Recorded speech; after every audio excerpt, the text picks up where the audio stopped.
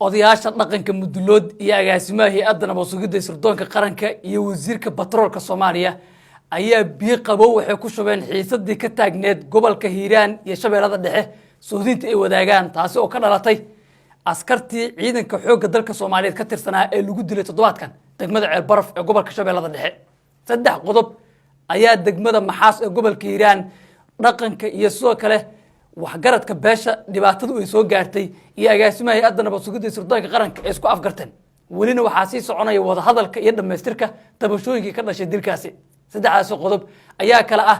in agaasimaha hay-adda nabad sugidda sirdoonka qaranka ee odayaasha dhaqanka iyo qoysaska dhibaatadu ay soo gaartay ay ka aqbaleen marka ugu horeyso in la aaso askartii la dilay oo ilaa hadda finijeer ama talaajad ku jira marka labaadna waxay aqbaleen in arintaasi laga joojiyo qabyaaladda iyo qabiileynta kacdoon dadweyne iyo dhibaatooyin kale ee aargudasho keeni karta ama xiisada ugu sii dari karta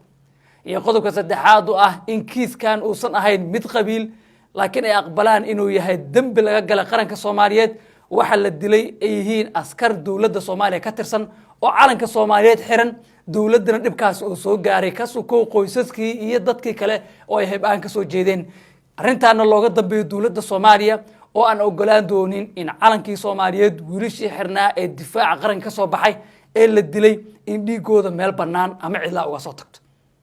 waxa wararka aan helay tilmaamayaan in soo jeedinta agaasimaha hay-adda nabad sugidda sirdoonka qaranka madaxweynaha Soomaaliya Xasan Sheekh Maxamuud oo odayaasha qaar la hadashay iyo sidoo kale kulanka beledweyne ka socda ee ugaaska beesha Xawaadle iyo dhaqanka mudulood ay yeesheen ay suurto gelisay in xaaladii ay qabowdo sidoo kalena badi qodobadii loo soo jeediyay ay aqbaleen dadkii maalmahanba banaabaxa iyo kacdoonka waday iyadoo sidoo kale lagu heshiiyay ciidamadii xoogga dalka Soomaaliyeed iyo kuwa hay-adda nabad sugidda sirdoonka qaranka ee ka soo baxay furimaha dagaalka ee dib ugu laabtaan xarumahoodii ama talisyadoodii taasoo ka dhigan in guul weyn laga gaaray dhibaatadii deegaankaasi ka dhacday wixii hadda ka dambeeyna waxaa laga wada hadli doonaa dibkii dhacay iyadoo la doonayo in heshiis rasmi ah laga gaaro dawladda Soomaaliyana ay raasato qof kasta oo dambigaasi ku lug lahaa haddii uu wadanka joogo haddii uu meel ay dawladdu gaarto joogo iyo haddii uu kaymaha ku jiraba dawladda Soomaaliya dhawaa iyo dheeraaba ay ku xisaabtanto dhiigga askarteeda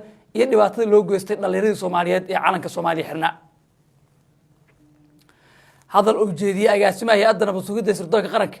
ayaa wuxuu ahaa mid taabanayay xaqiiqada deegaanka jirta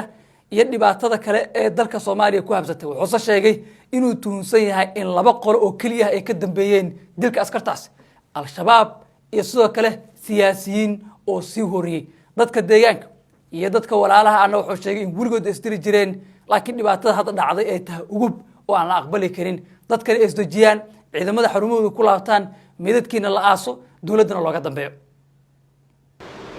dadkii dhibaatadan geysay maxkamadda in la keeno in laga soo shaqeeyo in la soo qabto in la daba taagnaado ama ha dhintaan ama ha noolaadaan ama ayagoo jooga ama ha maqnaadaan la xukumo shaqo laga qabto shaqadaas dawladdu u taala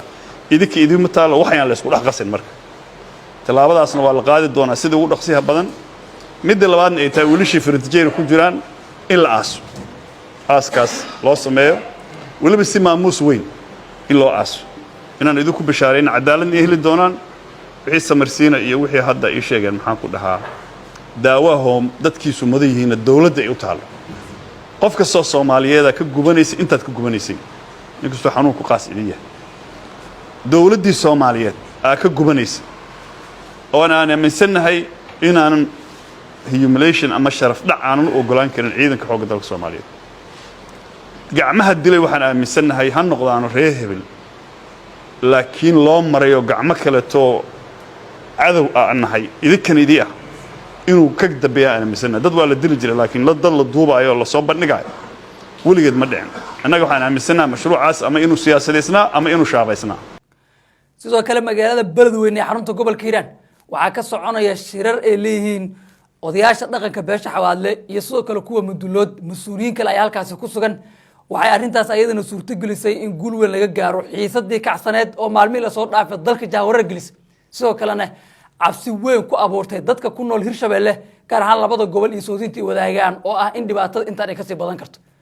way degantaa xaaladda gobolka Hiiraan iyo Shabeellada Dhexe iyo guud ahaan Hirshabeelle waxaana soconaya waawaantii iyo dadaaladii ay dhinacyadu wadeen iyadoo madaxweynaha Soomaaliya Xasan Sheekh Maxamuud iyo dawladdiisana waqtiga ugu badan ee geliyeen iyo qarashba si arrintaasi xal loo weeli lahaa wuxuu warar ku soo kordha waxaad ugu soo gudbi doonaa wararkan iyo barnaamijyadan dambe haddii Allah uu dulo idma adina aragtida qaybta sifaalada Nowrab muuqaalkan sii sheer garay aad u mahadsantahay